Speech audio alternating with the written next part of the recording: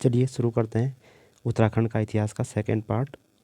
उत्तराखंड का परमार राजवंश part second. तो यहाँ हम बहुत सारे क्वेश्चंस देखेंगे।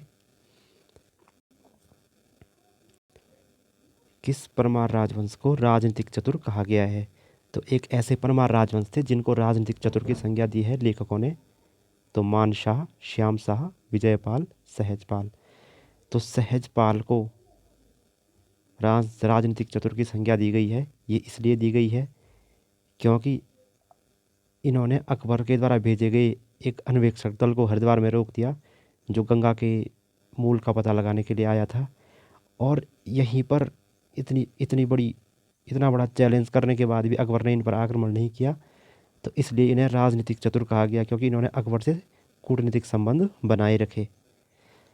अगला प्रश्न है, मानसा के समय कौन सा यात्री श्रीनगर आया था? तो मानसा के समय एक यात्री श्रीनगर आया जिसने मानसा की बहुत सारी तारीफ़ें की। तो टॉम कॉयरेट, जेसुएट एंथ्रीदो, मार्कविस, विलियम फिंच। तो विलियम फिंच जो यात्री है वो मानसा के समय श्रीनगर आया था और इसी ने कहा था कि मानसा सोने के बर्तन में खाना खाता है। ठीक है, अगला क्वेश्चन है, अकबरनामा में किस परमार का जिक्र रामसा नाम से मिला है? तो अकबरनामा में एक परमार राजा का जिक्र मिला है जिसने अकबर को बहुत सारी भेंटें दी थी। तो श्याम शाह, अजयपाल, मानशाह, बलभद्र शाह। तो बलभद्र शाह का नाम आया है वहाँ रामशाह नाम से। गढ़वाल राज्य और मुगलों के मध्य राजदूत प्रथा का आरंभ करने वाला शासक कौन था? तो गढ़वाल और मुगलों के मध्य राजदूत भेजने की प्रथा आरंभ की थी विजयपाल, सहजपाल, अजयपाल, बलभद्र शाह। तो हम बात कर चुके हैं बलभद्र शाह। इसका जिक्र रामशाह नाम से अकबरनामा में आया है। तो इसी ने राजदूत भेजने की प्रथा शुरू की मुगलों और परमारों के मध्य।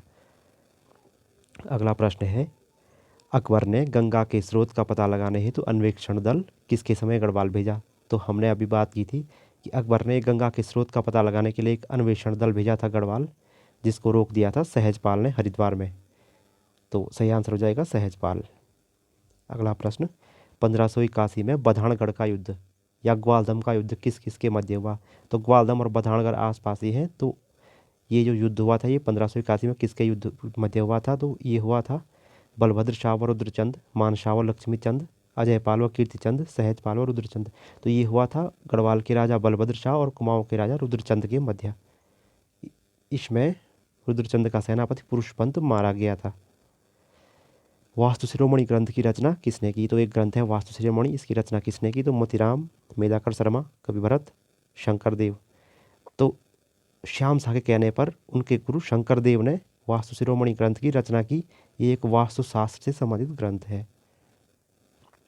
अजयपाल ने देवलगढ़ से श्रीनगर राजधानी कब स्थानांतरित की? तो हमने पहले पार्ट में देखा था कि अजयपाल ने 1512 में देवलगढ़ को राजधानी बनाया था चांदपुरगढ़ को छोड़कर। तो 1517 में इसने देवलगढ़ को भी छोड़ दिया। छोड़ने का कारण था देवलगढ़ में पानी की कमी। खतुड़वा किसका सेनापति था? तो एक महान सेनापति देखने को मिला परमार राजवंश में, खतुड़वा। तो ये किसका सेनापति था? तो महिपत शाह, श्याम शाह, मानशाह, पृथ्वी शाह।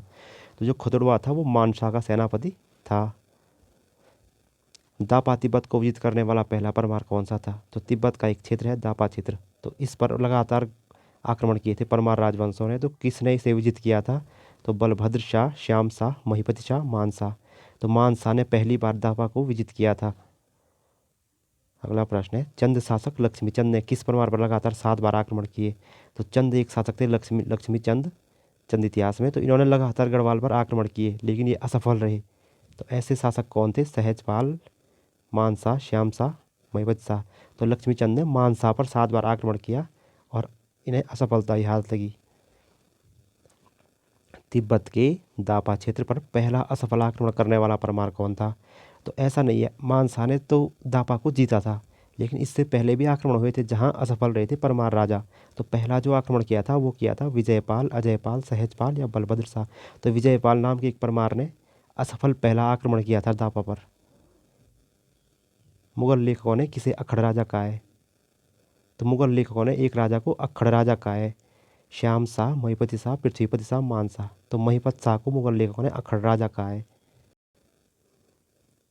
किसे प्रजा को सुख देने वाला शासक कहा गया है?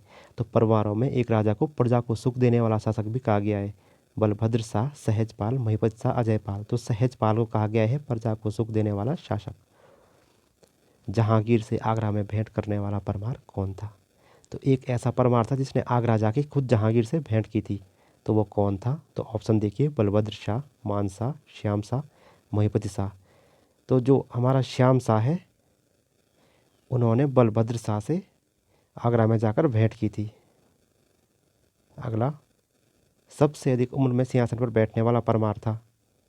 तो एक ऐसा परमार जो सबसे अधिक उम्र में सिंहासन पर बैठा, तो मान शाह, महिपति शाह, फतेहपति शाह, पृथ्वीपति शाह। तो महिपति शाह सबसे अधिक उम्र में सिंहासन पर बैठा, और ऐसा इसलिए हुआ क्योंकि जब श्याम शाह की मृत्यु हुई तो उनके भाई धाम शाह ने सिंहासन पर बैठने से मना कर दिया।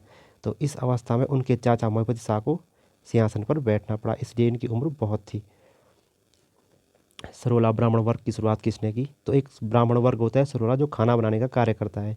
तो इसकी शुरुआत किसने की? अजयपाल, बलभद्र शाह, जगतपाल, सहजपाल। तो अजयपाल ने इस वर्ग की शुरुआत की खाना बनाने के लिए। ट्रेल ने अजयपाल के भवन को किस वर्ष देखा और उसकी प्रशंसा की थी? मतलब ट्रेल ने अजयपाल के भवन को देखकर उसकी प्रशंसा की थी, लेकिन उसने इस भवन को किस वर्ष देखा था, या श्रीनगर की यात्रा किस वर्ष की थी? तो 1826, 1830, 1828, 1822। तो 1828 में ट्रेल ने इसके भवन को देखा था, अजयपाल के भवन को। केशव राय मठ की स्थापना किसने की? श्याम शाह, पृथ्वीपति शाह, अजयपाल, महिपति शाह। तो जो केशव राय मठ है श्रीनगर में ये है, इसकी स्थापना महिपति शाह ने की थी, लेकिन किसके समय में की थी? तो श्याम शाह के समय में की थी। गढ़वाल में मूर्तिकला और वास्तुकला का स्वर्णकाल किसके समय को कहा जाता है? तो अभी हमने देखा कि वास्तु शिरोमणि एक पुस्तक लिखी गई थी श्याम शाह के समय में। तो गढ़वाल में मूर्तिकला और वास्तुकला का जो स्वर्णकाल था, इसको कहा जाता है श्याम शाह के काल को। तो यही था हमारे आज के क्वेश्चंस का